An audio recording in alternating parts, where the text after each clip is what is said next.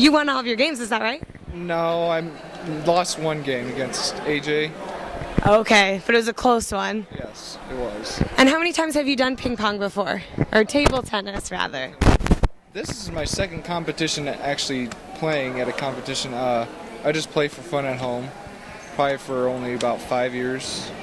Okay, very cool. And you actually received your injury, was it 18 months ago? 18 months ago, yes. Okay, cool. And can you tell me a little bit about that? Sure. I was skiing in Vermont on Mount Snow, and there was a ditch when I was going down a hill, just a regular slope, and I tried jumping it because I could not turn away from it. So I went straight down. I tried jumping it, but it slammed me right straight in the abdomen, so it paralyzed me from T8 and below. Okay. And I was talking to your parents earlier, and they said you jumped right back into things. Is that right? Yes, I did. So what was the first thing you got back to doing after you left the hospital? After I left the hospital, I went right back to school, but I couldn't join the track team because I wasn't there for enough practices. So after that, I just started lifting weights, going to school, going to the football team's practices, and we moved into our new house, and then that coming year, then I started doing a strength training class and staying after school every once in a while and trying to do some more workouts, and then I started doing track. Okay, very cool. And you'll be competing in track this week as well, is that right? Yes. Will this be your first track competition? Oh, I'm sorry, it's field. And this is your first competition? Second. Second. Which other one did you do? I was at the regional games in Illinois. Oh, okay, very cool. And how did that go? I beat all of the records that they had standing for my class. Wow, that is phenomenal. The shot put, the discus, and the javelin. So is that how you found out about these games then? Yes. Found about these because I qualified for that, and I qualified for archery. And so this is your first year for this event in total? Yes. Okay, great. And what have you thought of the event so far? How did archery go? I got second place in archery, and I kind of expected that.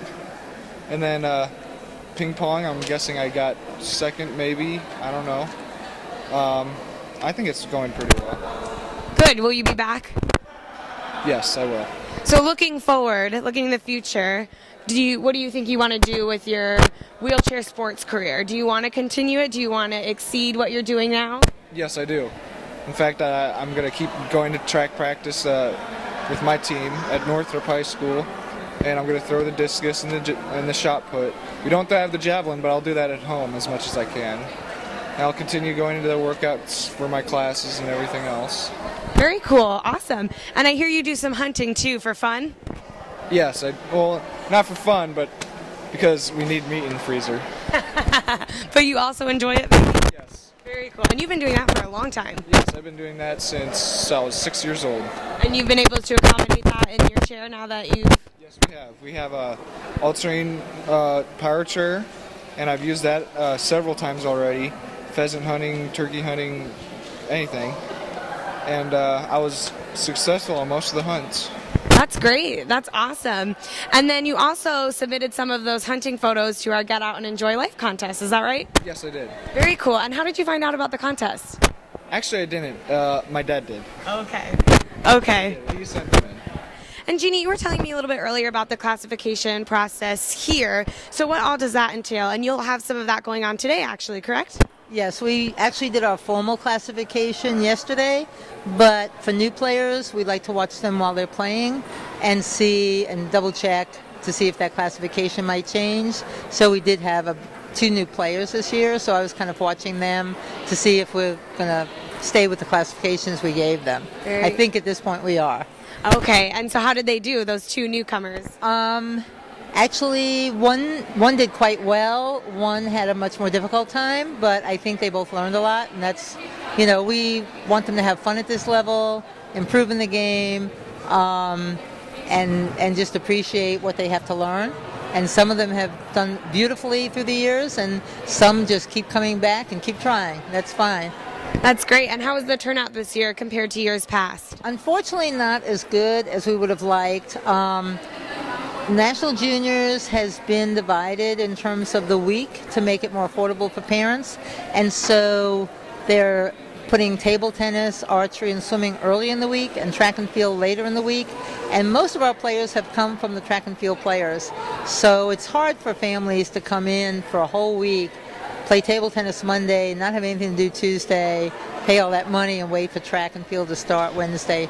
So we've lost some numbers. We've lost some numbers also because some of ours have moved way beyond what we ever dreamed, and there are 3 table tennis players that started with National Juniors that were on the para junior table tennis team that just competed in Romania and Spain.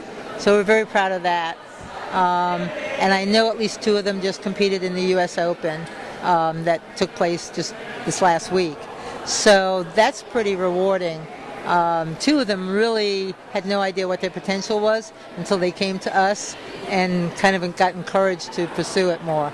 Wow, that's incredible. Do you see any of the players here today moving forward? What do you think will be some of the next steps for, one of them was undefeated, yes? Yes.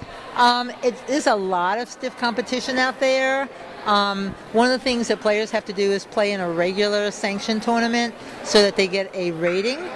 And a lot of times players will start off, like if I was rated, I'm not sure I would make it to 1,000. Some of our players started in that area and now are winning against players in the 1,400s, 1,500s. So they have to have a starting point. And I think that's the key is, get out there, play in a regular tournament, get a rating, see how they fare. And on a lot of the tournaments, it has nothing to do with disability. They're playing against people that are able-bodied, but in terms of making like a para table tennis team, then the disability is looked at. Awesome. Great. Well, thank you so much. Okay, thank you. And enjoy the rest of the week. Thank you, you too.